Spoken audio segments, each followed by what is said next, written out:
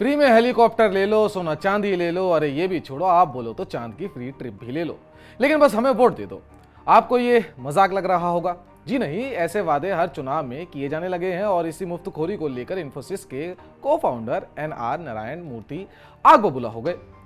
नारायण मूर्ति इतने नाराज हुए कि उन्होंने मुफ्त की चुनावी घोषणाओं पर सभी राजनीतिक पार्टियों को जमकर लताड़ लगाई और इसी मुफ्तखोरी को देश की बर्बादी, अर्थव्यवस्था के रसातल में जाने और आम लोगों को कमजोर बनाने का जिम्मेदार करार दिया है। नारायण मूर्ति के इस बयान पर किसी भी राजनीतिक पार्टी के किसी नेता के मुंह से चू तक नहीं निकल रही। केजरीवाल ने तो बकायदा अपने वोट छीन लिए हैं। अब भले ही मुफ्तखोरी लाल केजरीवाल को मुफ्तखोरी का जनक माना जाता हो, लेकिन भारत में फ्रीबीज का चलन काफी पुराना है। सबसे पहले तमिलनाडु में DMK ने 2006 के चुनाव में मुफ्त कलर टीवी देने का वादा किया था। उसके बाद तो जैसे जनता को मुफ्तखोर मानकर राजनीति का ठग बनने की रेस शुरू हो गई।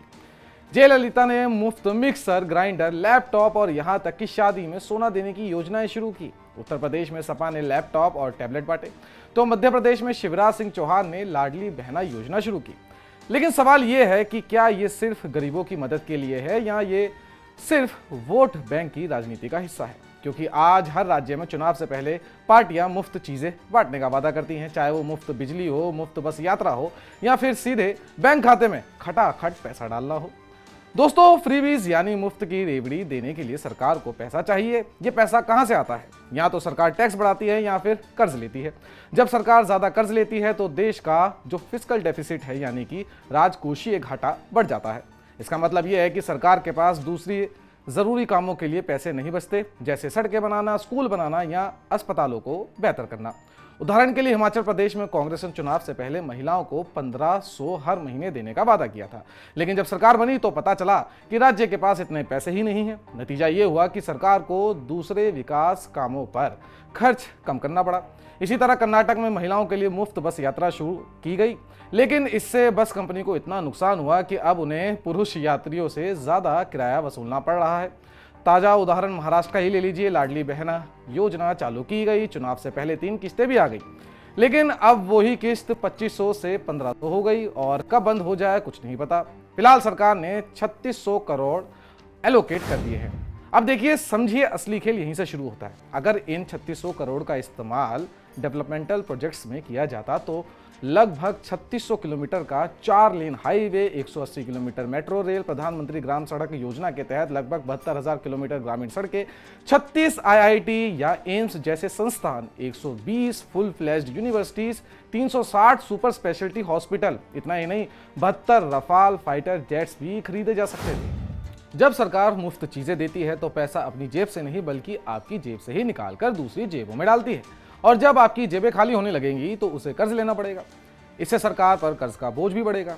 अब पैसा लोगे तो भैया चुकाना भी पड़ेगा। इसके लिए सरकार को टैक्स बढ़ाना पड़ता है, जो फिर आपसे ही लिया जाएगा या दूसरे जरूरी कामों पर खर्च कम हो जाएगा। अब इसे एक एग्जांपल से समझिए। सोचिए, आपके घर से हाईवे, मेट्रो जैसे डेवलपमेंटल प्रोजेक्ट्स चल रहे हैं और वो एकदम से रुक जाएं और कब पूरे होंगे उसका कुछ नहीं पता, क्योंकि इसी पैसे को अब इन फ्रीबीज की तरफ डाइवर्ट कर दिया जाएगा। इन शॉर्ट, अगर सरकार ज़्यादा पैसा फ्रीबीज पर खर्च करेगी तो उसके पास सड़क, स्कूल, अस्पताल जैसे ज़रूरी कामों के लिए पैसे कहाँ से बचेंगे? इससे देश का डेवलपमेंट धीमा हो जाएगा। इतना ही नहीं, कई बार सरकार पैसे की कमी को पूरा करने के लिए नोट छापती है।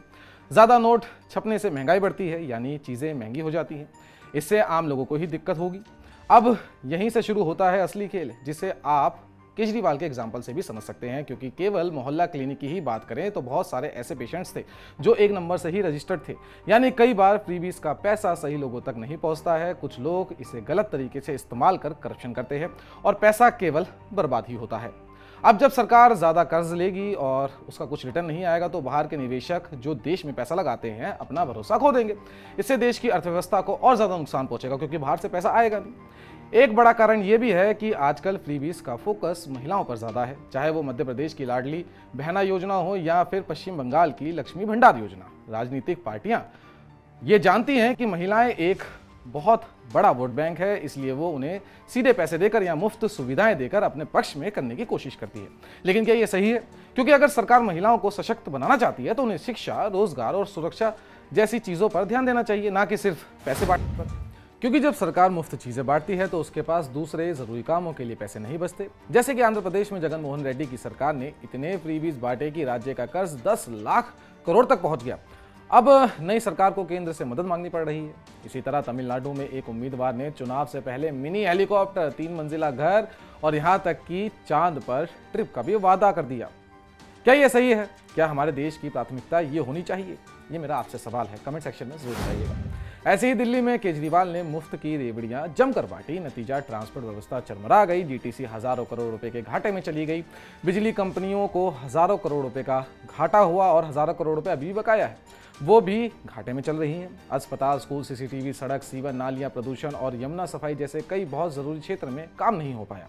वैसे ही पंजाब में केजरीवाल के शागिर्द सीएम भगवंत मान ने महिलाओं को 1000 रुपए महीने देने का वादा किया था, लेकिन पंजाब सरकार का खजाना खाली हो चुका है। राज्य सरकार पर कर्ज का बोझ बढ़ता ही जा रहा है। जरूरी योजनाएं अधर में लटकी हुई हैं, इसलिए महिलाओं को 1000 रुपए प्रति महीना देने का वादा सरकार पूरा नहीं कर पा रही है। कुछ ऐसा ही हाल कर्नाटक का है। कर्नाटक सरकार के मुख्यमंत्री सिद्धारमैया ने अपने तमाम मंत्रियों से बोल दिया है कि वो किसी भी विकास कार्य के लिए उनसे कोई पैसा ना मांगे। चुनावी वादे पूरे करने में सरकार के सारे पैसे खर्च हो रहे हैं। कर्ज लेकर घी पीने के ऐसे उदाहरण भरे पड़े हैं। फ्रीबीज का मकसद गरीबों की मदद करना होता है, लेकिन अगर इन्हें सही तरीके से नहीं चलाया जाए तो ये देश की अर्थव्यवस्था के लिए एक बड़ा खतरा बन सकती है। हमें यह समझना होगा कि फ्रीबीज असल में फ्री नहीं होता। ये पैसा हमारी जेब से ही आता है, चाहे वो टैक्स के जरिए हो या महंगाई के जरिए। अगर हम सिर्फ फ्रीबीज के लिए वोट देंगे तो देश का विकास रुक जाएगा। हमें ऐसे नेताओं को चुनना चाहिए जो देश की अर्थव्यवस्था को मजबूत करे, ना कि सिर्फ वोट पाने के लिए मुफ्त चीजें बांटे। इस दुनिया में कुछ भी फ्री नहीं है मेरे भाई, क्योंकि ऐसा ही चलता रहा तो चीन के साथ लड़ना आप छोड़िए, उनसे अपना कंपैरिजन करना छोड़िए, थोड़े दिनों में श्रीलंका और पाकिस्तान जैसे हालात यहाँ के भी हो जाएंगे। इसलिए सरकार को फ्रीबीज देते समय संतुलन बनाए रखना चाहिए ताकि ये योजनाएं फायदेमंद हो और देश की अर्थव्यवस्था को नुकसान ना पहुंचे। बाकी आपका क्या मानना है हमें कमेंट सेक्शन में जरूर बताइएगा। अगर आपको ये वीडियो पसंद आई तो लाइक करें, शेयर करें और सब्सक्राइब करना ना भूलें, और वो जो बेल आइकन आपके पास कोने में आ रहा है उसे दबा दें ताकि हर एक नोटिफिकेशन आपके पास जल्द से जल्द पहुंच सके।